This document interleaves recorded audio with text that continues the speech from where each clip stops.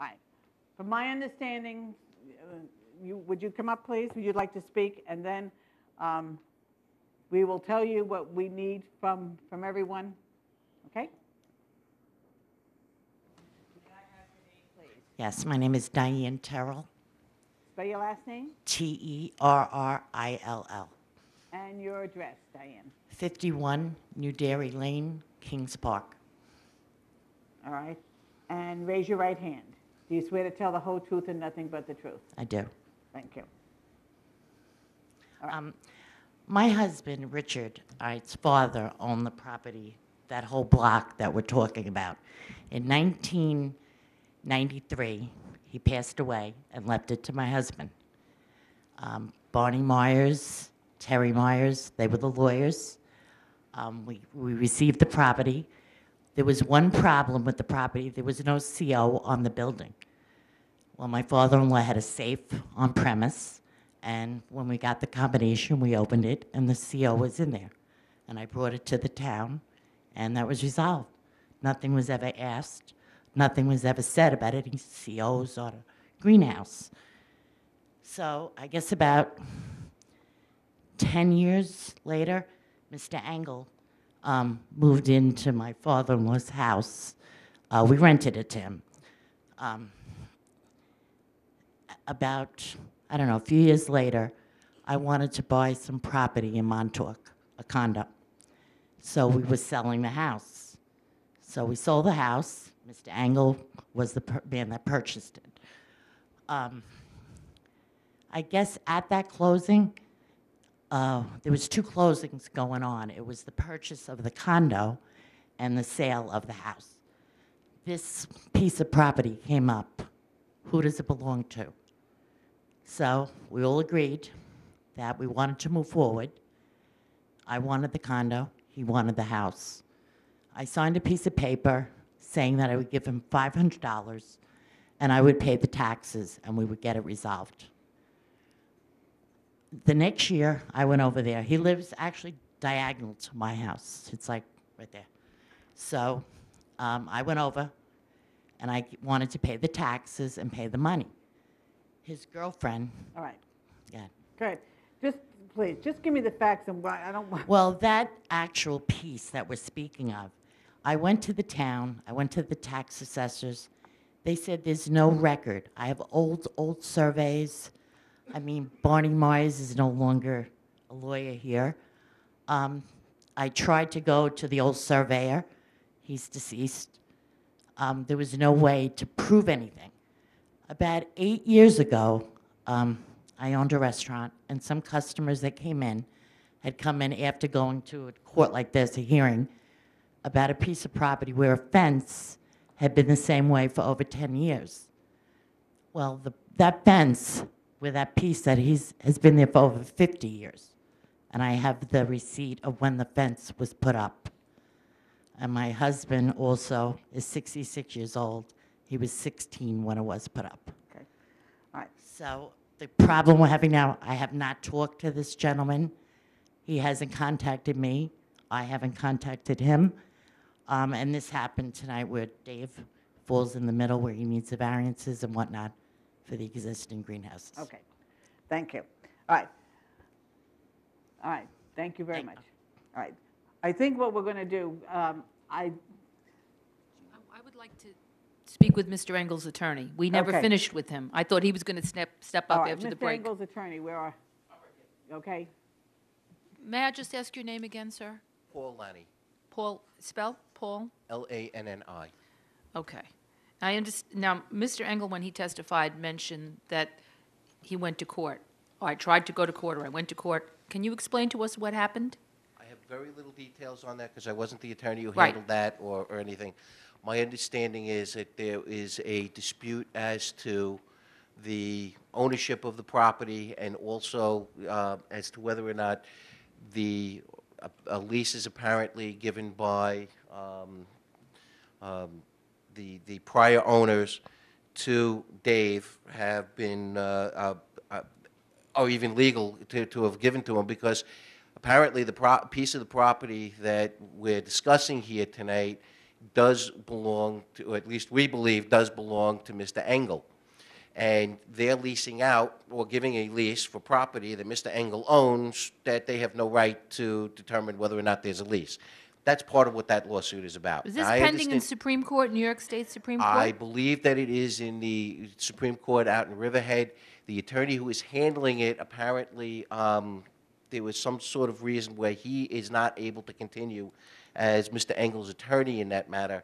I spoke very briefly with Mr. Engel maybe about a week ago about this, and I've been trying to get in contact with that attorney to try and understand exactly what is going on with that matter. I wish I could be, I wish I could be more You know who exact. the attorney was? Excuse me? Who was the attorney? Lawrence Spada, Lawrence. S-P-A-D-A. Does your client have any documents, an index number, or some sort of information with regard to this matter that may be pending or is pending? I'm sure that he does. I don't believe that he brought anything with him this evening because this happened very quickly. When he noticed that the signs had gone up and that there was a hearing scheduled for tonight. I didn't even have a chance to even do any research on this myself because I only spoke with Mr. Engel probably about 5:30, 6 o'clock this evening before coming here. So I wish I could have been able to have more information and be able to give you more, but this happened just so quickly that we wanted to make sure that at least we weren't in a position where Mr. Engel didn't appear and didn't do anything and bring this to your attention. But certainly, in speaking with the other attorney, that we're not looking to try and create a fight that's not necessary, but what we do want to do is make sure that everybody's got what they're supposed to be getting. And we want to make sure that his client is getting what he's supposed to be getting from the proper people that he's supposed to be getting it from, and that any of the disputes that they do lie with this property are resolved so that this way the board here has all the proper parties and all the proper things in proper form. Let me ask you a question. Why don't we just adjourn this to December Okay. instead of November 8th? Give it to December. I guess you want to explain to them what you want to see from them. Well, from the applicant. From the applicant. From Mr. Engel, I'd like to see if there's a judicial resolution of any sort. I'd like to see that. I'd like to know the index number, just to see what's going on in court. What's the status? You know, with an index number, I can check its status, see if it's been determined. I'll be more than happy to provide that information And for also, you. I think we need to see a lease. Mr. Tanzi, were you suggesting a lease? Yeah, I guess Oh. I guess what we need is just proof that the applicant has standing to bring the case to us, because we're not permitted to grant variances outside of the property if you don't have grounds to bring it. So a lease and then a deed of the current property that we were on. A meets and bounds Anything that proves that description you have might be standing to helpful, bring- yeah. Bring the application on the parcel Right. that falls outside of the survey. So I could certainly provide the lease, which has described it as 174, Main Street, and But yeah, leases don't but- have meets and bounds descriptions. right. But I so also that's not have really I have a helpful. deed, and my understanding of the matter, and again, I represent the tenant, not the landlord, so I don't have much history.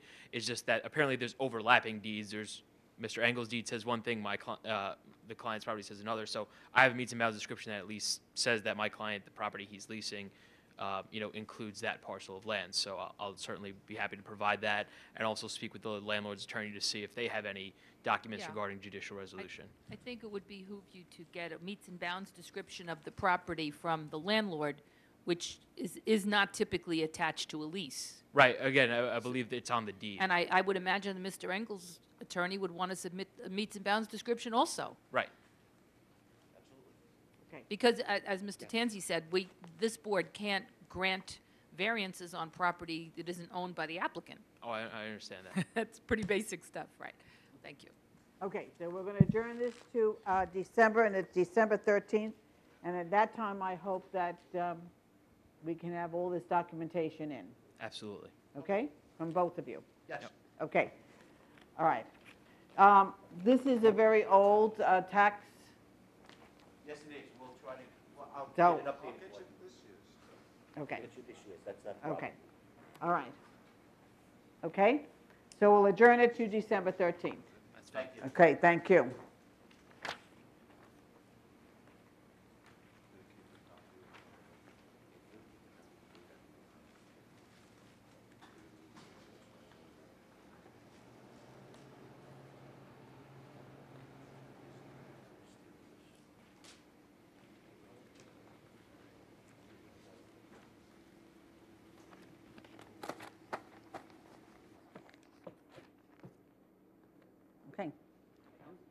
That's it? Okay. Thank you.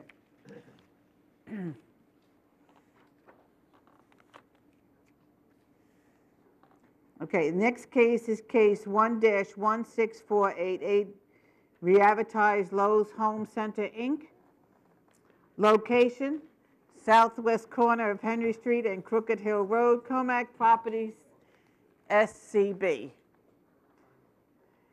Request special exception to permit propane exchange, variance to waive special exception standard to increase propane storage from 200 to 450 gallons, variance to waive special exception standard that requires sufficient lot area, variance to waive special exception standard that requires adequate parking, increase the maximum building height from 35 feet to 52 feet, reduce the minimum parking from 1,506 to 1,010 spaces, permit an off-site ground sign southeast corner of Comac Road and Henry Street, increase the maximum number of ground signs from 2 to 5, increase the maximum area of ground signs from 32 square feet to 680 square feet, increase the maximum number of wall signs from 1 to 5, increase the maximum height of a wall sign from 15 feet to 41 feet. Good evening, Madam Chair, members of the board. Michael McCarthy, 7 East Carver Street, Huntington.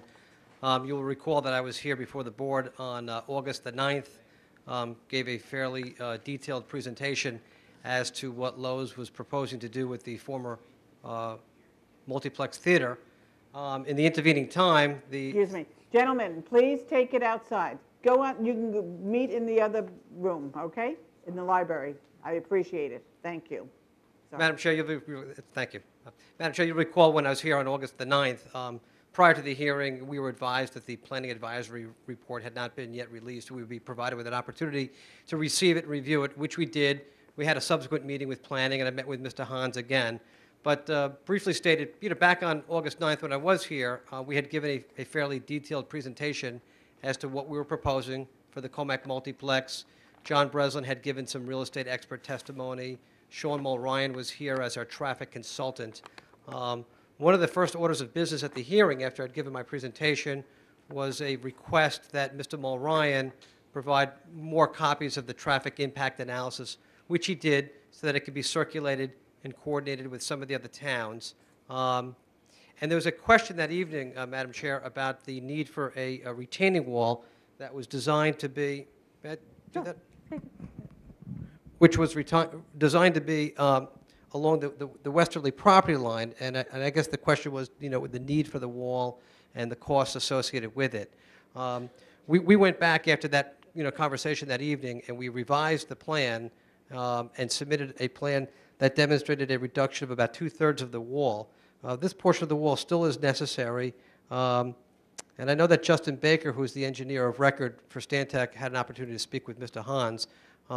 And in the planning advisory report, one of the first items of discussion, item number 1 on page 3, was a recommendation that the wall be eliminated altogether, which we don't feel that we can accomplish. Naturally, Lowe's is not interested in building any site improvements that it doesn't need, but there is going to be a finished grade differential between the southwest corner of the property and the northeast corner, and perhaps maybe that condition is better left for site plan review. We did have a discussion, and after discussion and clarification of why the wall was necessary, we would agree that condition number 1 could be eliminated. They did remove over 50% of the retaining walls that were once located in the original application along the west property line.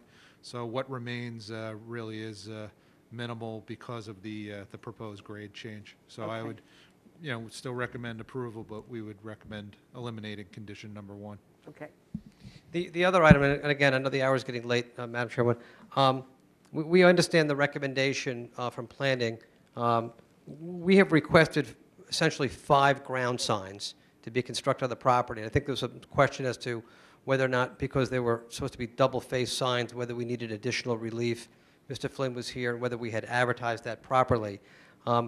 We have redesigned the sign to be only 11 inches in width, So it would be considered by code to be, one sign as opposed to a sign that's 12 inches or wider, which then the code considers two. I know. But we're proposing, and I think the board understands the need for the one on the corner of Henry Street and Comac Road, but we have 4 access points to the property, and we were proposing 4 entrance signs that would be sitting on a pedestal, and the pedestal would have architectural features that would match the stone facade on the building.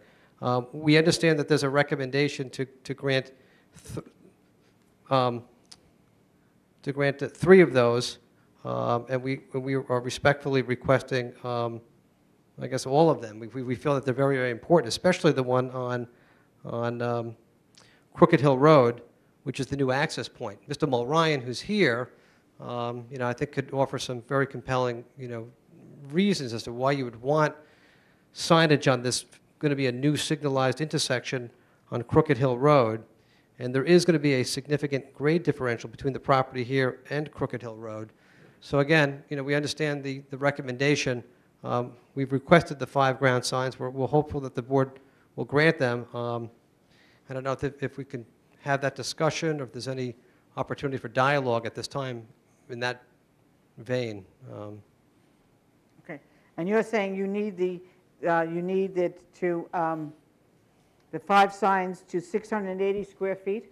Well, the 6 signs we agreed would be, we did a calculation of 680 square feet, including the pedestal, Madam Chair. What we had done is we made an assumption that for the 4 signs, that the pedestal, since it's wider than 12 inches, 12 inches, right. that it's considered two-sided, even though it's a pedestal. So we gave a crude calculation not to exceed 100 square feet for the pedestals.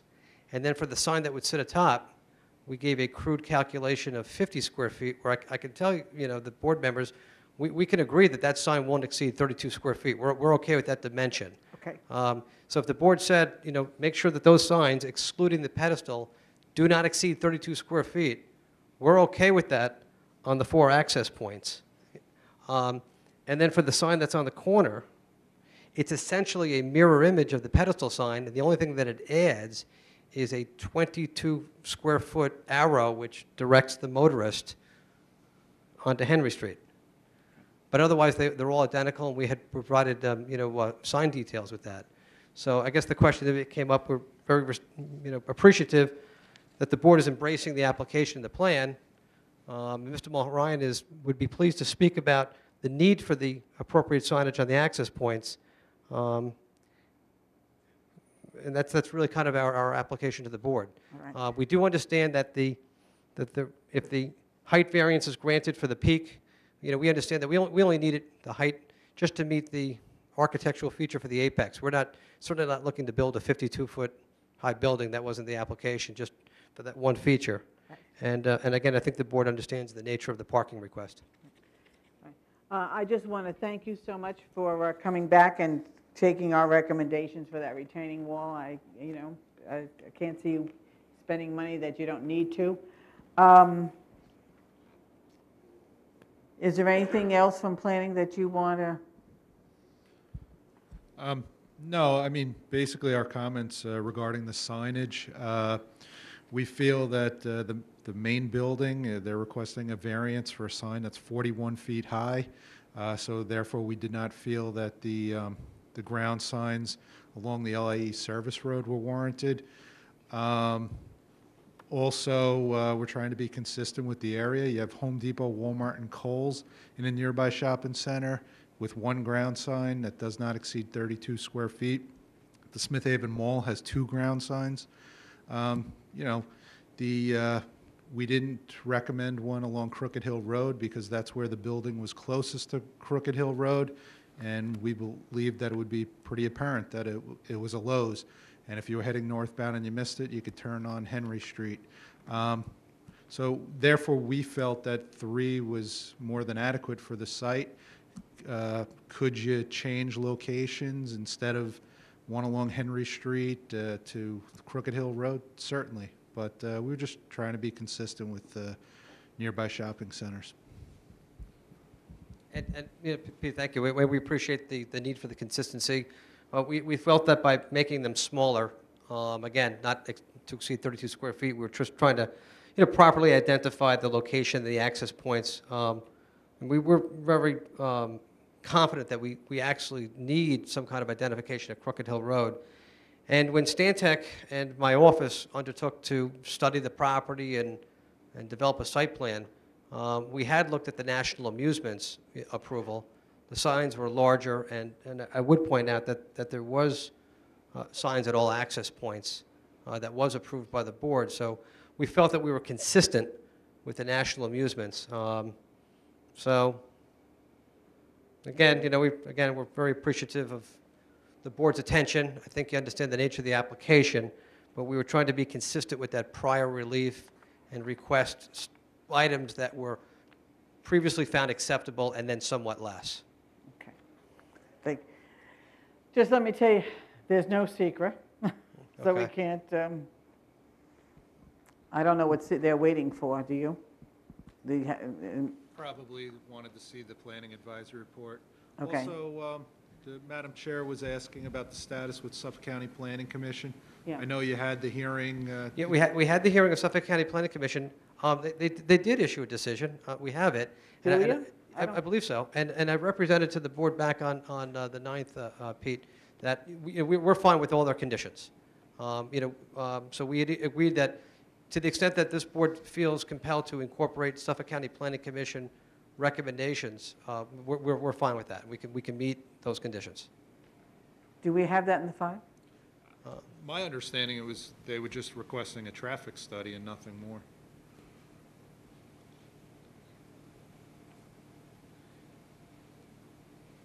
Can I have this, Justin? This one? Madam Chair, this is a copy of Suffolk County Planning Commission. It's directed to Mr. DeRubius. It's dated August 3. Okay, I just assumed that planning had it, but you can have that copy. Thank you. And you'll see there's some recommendations there. And one of them was, coordinate the traffic report, which is why I believe Mr. Mulryan undertook to submit some additional copies. Correct, Sean? Yeah. So, All right. so again, Suffolk County Planning Commission, we can meet them. And again, I don't mean to overdo it with respect to the identification signs, but the client feels that they're appropriate and necessary to properly, guide the, the public onto the site. It's a very large property, over 20 acres, and I think the board clearly is very familiar with the site. Okay. We'll take that into consideration. I just need to wait for the seeker, and then we will make a decision. Okay, so that'll happen tonight. We'll wait for that? I'm just- Yeah. okay.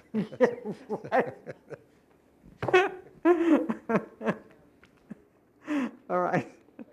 All right, is there anything else, gentlemen? No. Yeah, you can ask them what sure. I was just curious, security of the building, now that it's shut down. The movie theater, is that accounted for? I think it kind of kicks on as you speak.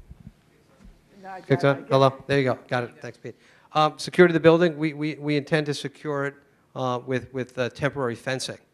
As we had discussed, and we kind of went back and forth as to what we're doing, but we understand the importance of keeping the site secure. It's important for the town, it's important for the owner of the property. So we'll take whatever the appropriate measures are, but it will start, with a fencing plan to fence it off, keep people from coming onto the property and causing an issue. Good. Thank you so much. Thank you, thank you. Thank you.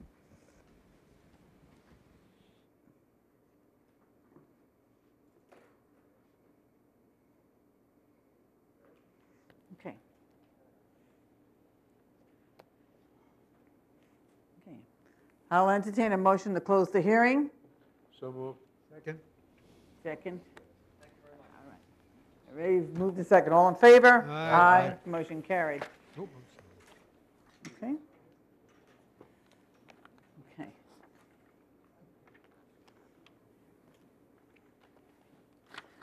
The next case, case 16461, Reinhold has been withdrawn.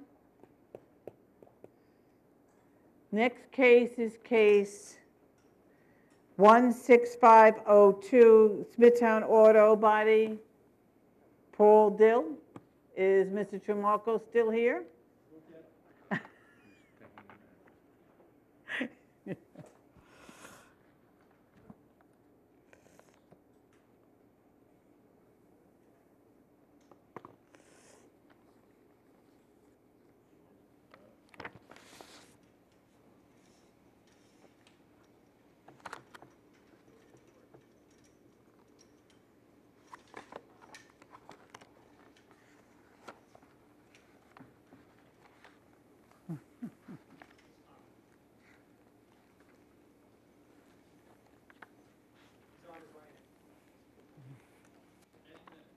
Any minute, huh? All right, I'll start reading it again.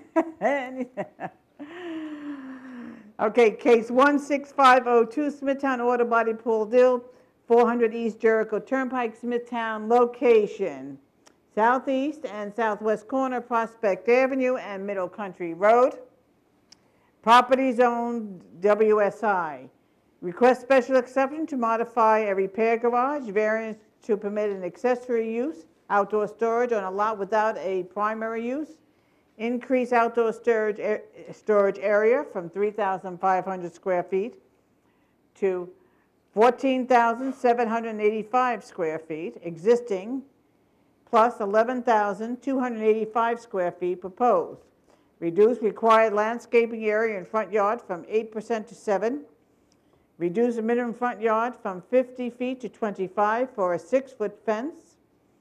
Increase the maximum wall sign height from 15 feet to 17. Increase the number of ground signs from 1 to 2. Increase the number of wall signs from 1 sign to 5 signs. Good evening, Madam Chairman, members of the board. My name is Vincent Tremarco. I represent the applicant. I messed up my file because I didn't think McCarthy was going to be that fast. Oh, wait a minute. Excuse me. Do you have the files?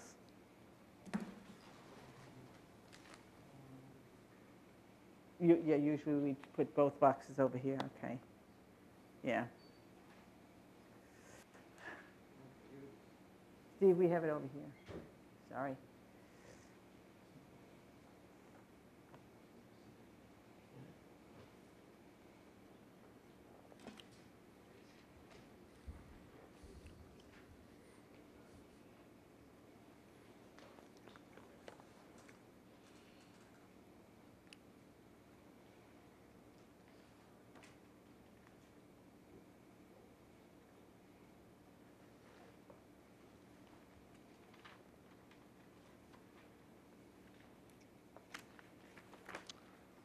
Are you ready? As you know, Madam Chairman, members of the board, the case was adjourned because the PAR had not been written. It was sent to me today, as a matter of fact, and I've reviewed it with my client, and I guess the easiest way, because we've presented the case, I just want to say one thing before I get into this, that the whole purpose of us improving the other lot on the easterly side of Prospect is to avoid the problem that some of the residents had concerns about, was parking. That's going to be used for parking. It's going to be improved pursuant to a site plan that will be dictated by the town board and presented by the planning department. I don't know if we were really clear on that, but that's the whole purpose, is to take away the congestion and relieve it by doing the parking area across the street. As a matter of fact, Mr. Dill tells me that many years ago when it was Subaru, Subaru used it for parking across Prospect. And Subaru was the original, or one of the owner, I don't know if it was the original owner of the building, which is the easterly-most building of the complex of Bi-County, which has basically 2 buildings, the easterly and the westerly building. So going down to the recommendations, we agree with and have no quarrel with the first 1, 2, 3, 4, 5 recommendation to your board. I'm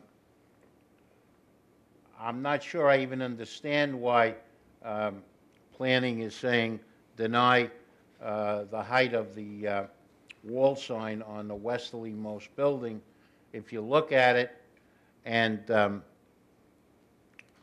from the street, you really can't detect whether it's 17 feet or 15 feet. And originally there was a wall sign on that building before it was purchased by Mr. Dill's, one of Mr. Dill's companies. So we think that that would not have an adverse effect on the character of the area. I mean, look around. There's Honda. We did a variance for Honda years ago. And the H in Honda is probably 17 or 18 feet high, and that's right smack as you walk in the door. There are wall signs which were granted for competition Mercedes. They're tearing down the building now, but that was granted. And I think as part of the new building, there was a variance granted for the height of the wall sign. So if we were asking for 25 feet or 30 feet, I could understand it. It would be out of character, but it's not out of character in this situation. And even if you scan the signs that are on Bi-County's building, and if you look from west to east, you really can't detect the difference, as there is a space between the easterly and westerly building, which allows ingress and egress of vehicles. With respect to the second denial on the first page, variance of the number of ground signs from 1 to 2, again, there are two buildings. They are comprised of two separate buildings which were bought separately and apart from each other. The first building that was bought was the westerly building, while Mr. Dill, or Bi-County, I should say, rented the easterly-most building. And each of them had ground signs. As a matter of fact, the westerly building is owned by one company, and the easterly building is owned by another company. And the total footage along Jericho Turnpike is about 400 feet. So it's not like we're looking to cram two ground signs in an area of say, 100 feet or 150 feet. It's almost 400 feet. There were always two ground signs long before Bi-County or one of its parent companies owned it. So we're not asking this board for anything that wasn't there before. The next page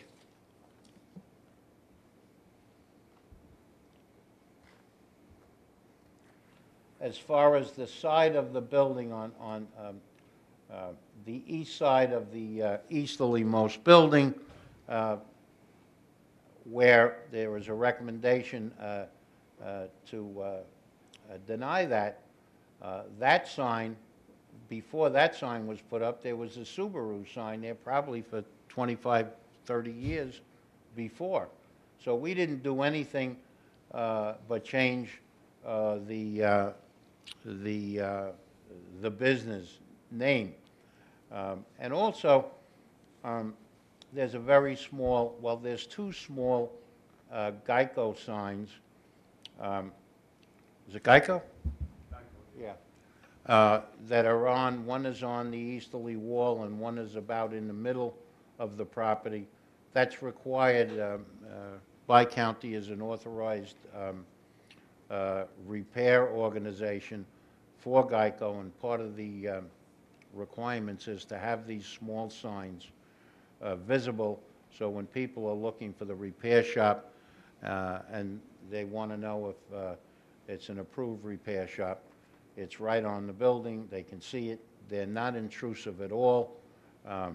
If you've been out to the building, I'm sure that you can see that.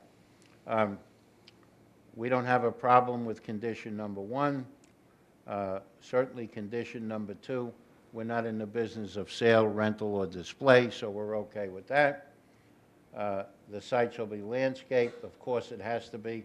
The Board of Site Plan Review will tell us that.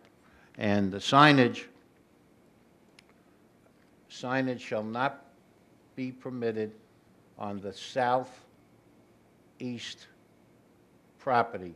I guess that is the vacant piece? Yes. Okay. We don't intend to put up any sign on that property. The wall sign shall be limited to the 2 existing signs facing Middle Country Road. We've indicated already that we don't agree with that recommendation. And I'd just like to say that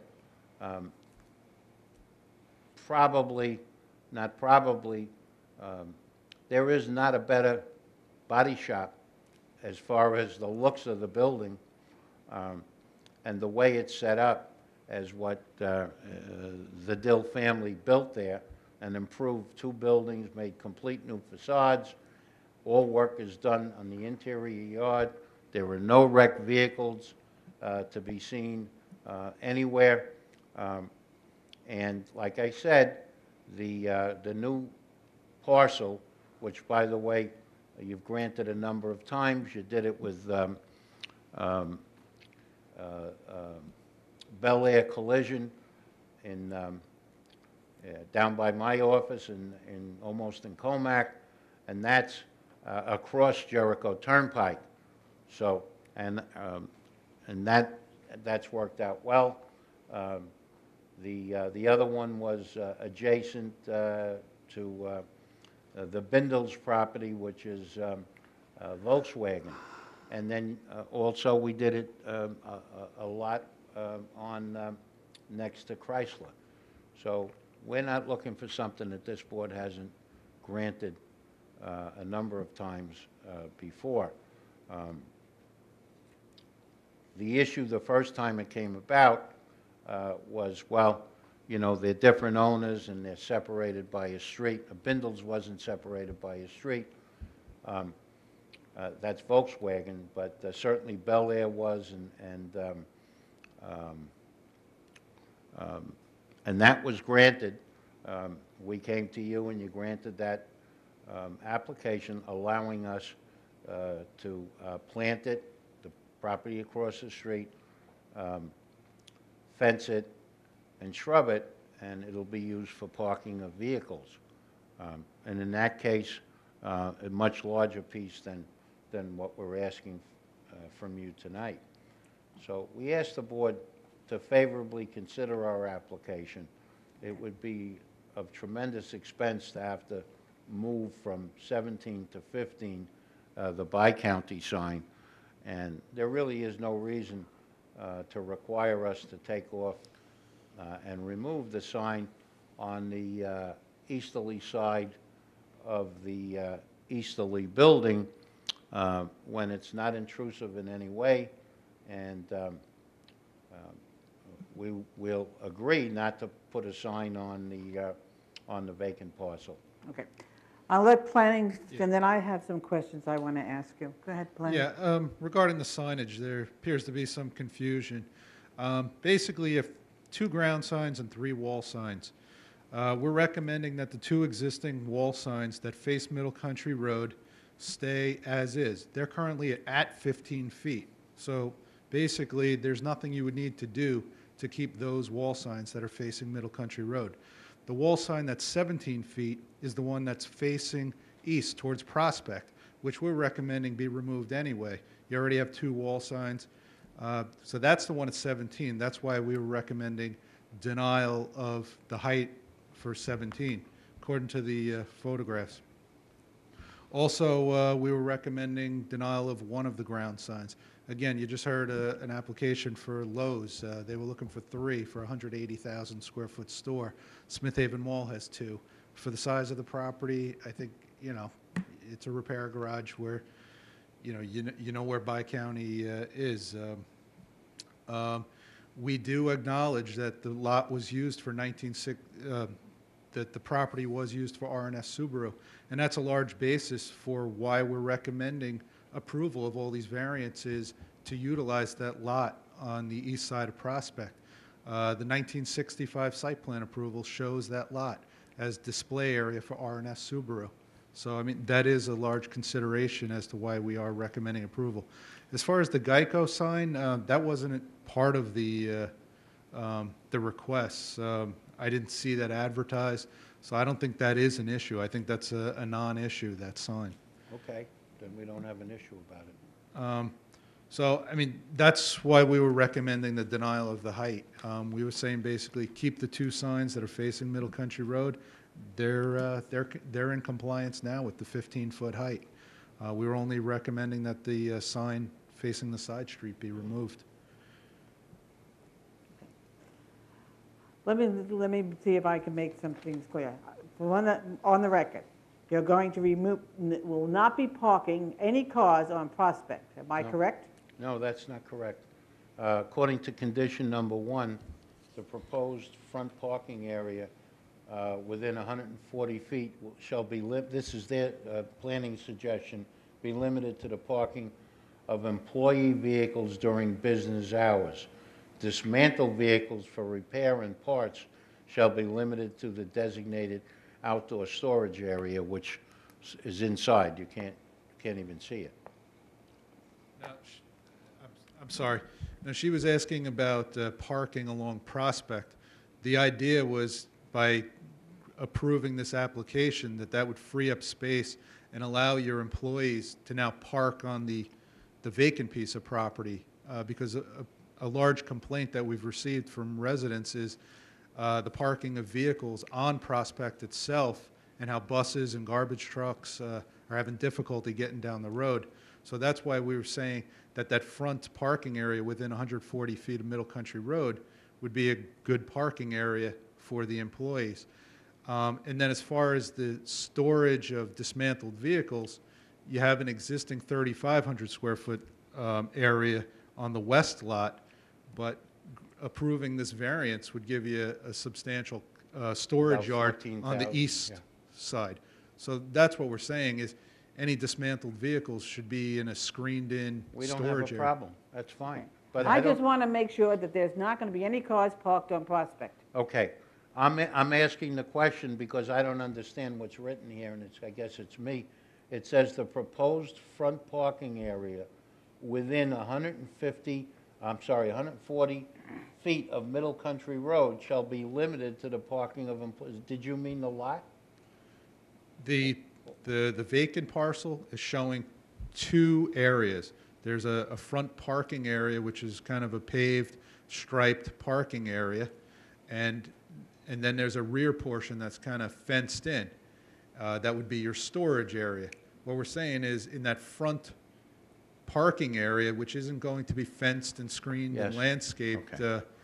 like a compound, we don't want to see dismantled vehicles in that area. It should look like a parking lot, and when the repair garage isn't in operation, it should basically be empty. That's fine. I didn't understand the way it was written here, so. Well, you're not suggesting there be no, the planning department's not suggesting there be no parking on Prospect. I think the chairwoman is suggesting. I'm suggesting it. Okay, all right. Well, I want Mr. Dill to come up and speak now. I don't know that, you know, the whole area on Prospect, you should ask us, well, supposing a stranger comes and parks there, how do you deal with that? Well, let me just tell you, when we had the people from the neighborhood come in, buses cannot get down that street with all the cars being parked there. Now, that to me is a complete hazard for these buses or for the garbage trucks to come down. I'm really concerned about the fire, if anyone needs to have a fire truck go down there or school buses. You should be able to provide parking for your employees on your own property. That's fine. I don't know that this board can say, even if you make a condition that we shouldn't park, our employees should not park on Prospect. How are you going to control other people? You'd have to have no parking signs put up, which is fine. That's what the town would have to do.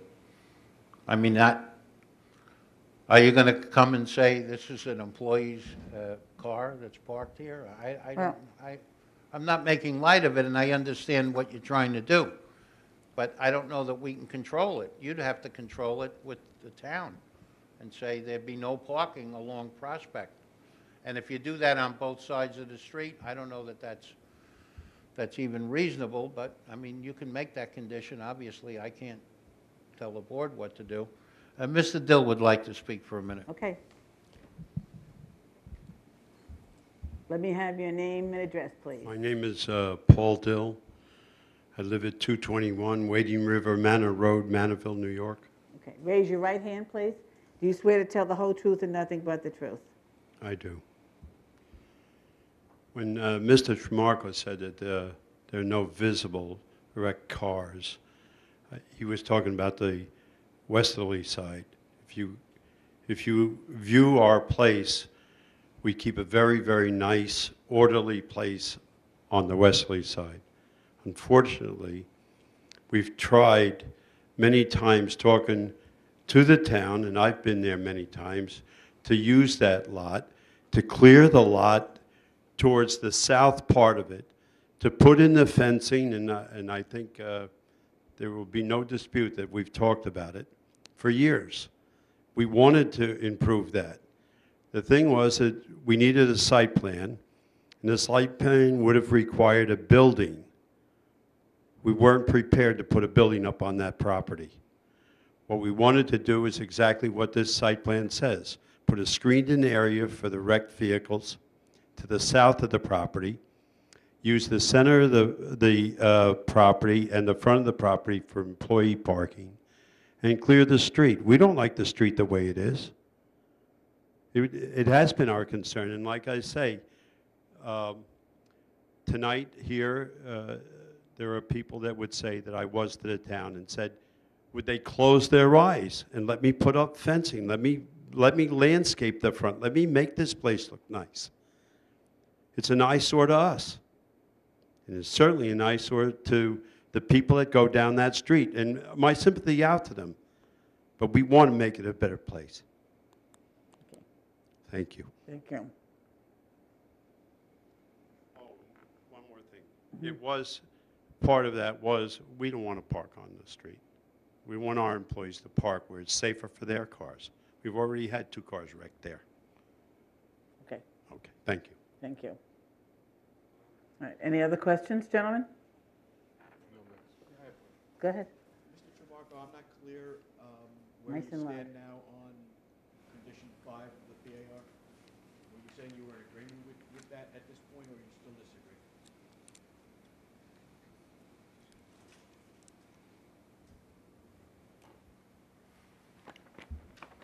No, I'm in disagreement. We're requesting the wall sign facing Prospect also. Could you elaborate on the business reason why you feel that's important? Sure. As you're traveling west on Middle Country Road, that sign is very important to our business. If you go right across the street to Abof's, as you're going in a westerly direction, he has the exact same signs on the side of his building. It is a crucial sign to us. If I was told I had to remove a sign, my belief would I'd take the one off the front of the building, because I have representation on Jericho Turnpike, and it's not offensive. These are very nice signs, very costly signs. I mean, we tried to keep it conducive with the rest of the buildings in the area. And as far as the 2 signs that we have that are freestanding, my belief is if you go to Ford, which is 2 blocks away from us, he had just erected a new one. If you go to Toyota, Honda, Mercedes, they all have 2 freestanding signs. And it is my belief, if you measure it, the new Ford sign that was just put up at Ford, their 2 freestanding signs are closer together than ours. And ours are brand new. They're like 2 years old. Very, very elegant signs. They're not offensive. And I believe that the board should grant us those signs. Thank you. Okay. Any other questions?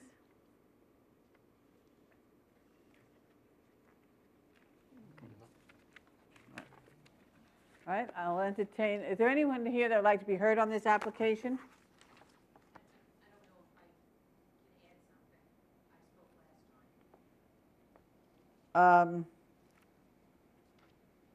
Well, whatever there was is on the record at this point. Well, I can't let you speak from the audience. I will not let you speak from the audience. If you want to come up, I'll let you come up.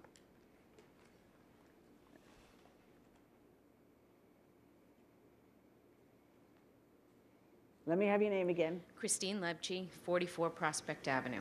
Spell your last name. Lebci. All right. Raise your right hand. You swear to tell the whole truth and nothing but the truth. Yes. The only two things, when Subaru was there, it was a clean, nice parking lot. There was never any, cars that are dropped. The other thing I wanted to add is that cars are dropped on Prospect Avenue Friday nights, weekends, when nobody's there. Tow trucks drop them off. So I just want to make sure that it's made clear that that lot is being used for those purposes, not the street. And that's it. Okay, thank you. Okay. I'll entertain a motion to close. You want to come back? I think I said it, that is the purpose. Okay. Purpose is to give them a place to put cars. It is totally our intention to put any wrecked cars behind closed doors. Absolutely. Okay. I'll entertain a motion to close the hearing. So moved. Second? Ready, moved and second. All in favor? Aye. Motion carried.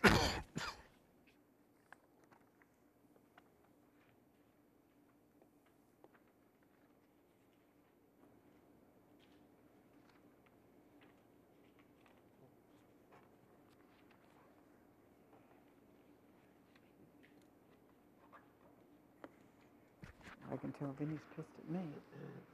Vinny's pissed at me. Okay, next case is case 16506, multi-brand St. James, location north side of Middle Country Road, west of Lake Avenue, Smithtown, property zone WSI. Special exception for a counter service restaurant, variance to waive special exception standards that plot area is adequate for proposed use. Waive special exception standard for adequate parking for proposed use. Waive special exception standard that requires adequate buffer yards. Waive special exception standard that requires parking areas at least 25 feet deep along property line and at least 6 feet deep along all property lines, other property lines. Reduce minimum required landscaping areas between parking and public right-of-way from 8% to 6%. Reduce the minimum parking from 65 to 19 spaces. Reduce the minimum parking truck loading spaces from 1 to 0. Reduce the minimum required parking setback from 6 feet to 4 feet existing. Increase the number of permitted wall signs from 1 to 5. 3 wall signs plus 2 awning signs. Increase the maximum height of a wall sign from 15 feet to 17 feet. To permit an awning sign to have writing on an area other than the flap. To permit an awning sign to be illuminated. Okay. Good evening. Hi. Madam Chairman, members of the board. As we know, I was here on September 13th to make the presentation for this variance and special exception. The hearing was adjourned until tonight's date to give the planning department time to prepare their planning advisory report. We received a copy of that report today, and we're in pretty much agreement with all of the recommendations and conditions of the report. I just want to give a little more background. At the September 13th hearing, the board requested a color rendering of the building as well as a parking study of other Dunkin' Donuts locations. I had submitted one of just one location, and you had requested that I give a study of more locations. I'd like to present that to you right now. I have those here.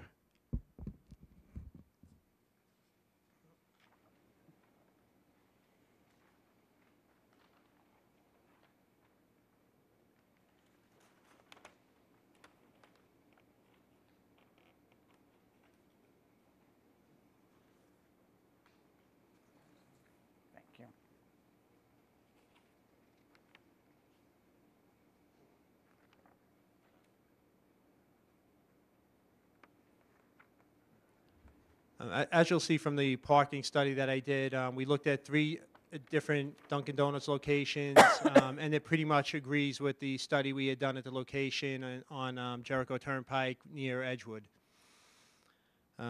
As I said earlier, we looked at the conditions of the PAR, and we agree to all of them, and we have only one additional request. The last condition was that there would be having the awning signs be illuminated was denied. We would like to request that the board allow at least the illumination of the awnings on the front elevation of the building, which faces Middle Country Road. We spoke to our client about this, and he feels it would greatly enhance his business by having these awnings illuminated. It wouldn't face any residence districts, so it's facing Middle Country Road, and there's across the street from the property is all commercial property, so we don't feel that there's any kind of undesirable effect on any of the other properties. So with that request, we respectfully request the board's favorable decision on this matter, and if you have any questions, I'll be happy to answer them. Okay. Planning? Gentlemen? Okay, thank you. Thank you very much. Is there anyone here that would like to be heard on this application?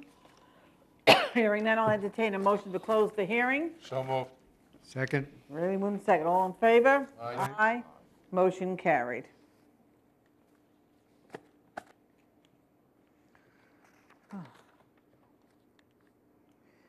Next case is case 16512, Lisa Sherper, excuse me, 183 Birch Road, Kings Park location, east side of Birch Road, south of Hawthorne Road, Kings Park, property zone R10. Request variance, reduce the accessory structure setback from rear lot line from 6 feet to 3, proposed in-ground pool, reduce distance from swimming pool and dwelling from 10 feet to 7.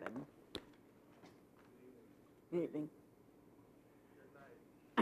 Did it die? I think it's Whatever, on now. there it is. Yeah. Good evening, Madam Chairman, May I have your members of the name, board. please? My name is Peter Booth, B-O-O-T-H, for Lisa Shappert. I was here on September Let me have 25, your address, please. Kirk Avenue, Ronkonkoma, New York. All right, raise your right hand. Do you swear to tell the whole truth and but nothing but the truth? I do. You have a power of attorney? Yes, I do. Oh, good. Good. All right, go ahead. Okay, we come before this board this evening requesting a rear yard setback variance as well as a setback variance from a house. As you can tell by the survey, the property is very, very small, limited in space. We're working with a very small pool. It's a 15 by 27 pool, so the variance that we're looking for I don't feel is substantial considering the size of the piece of property. It cannot be achieved by any other method, actually, considering the size of the piece of property. It will not have any adverse effects on the surrounding properties, and actually the alleged difficulty was not self-created because of, again, the size of the parcel. So I put it before the board. Should you have any questions, so I can go home, please. Planning? Gentlemen? No? No questions. Thank you so much. Thank you very much. All right. Is there anyone here that would like to be heard on this application? No. Hearing none, I'll entertain a motion to close the hearing. So moved. Second. Really moved in second. All in favor? Aye. Aye. Motion carried. That concludes our hearings for tonight. Thank you so much.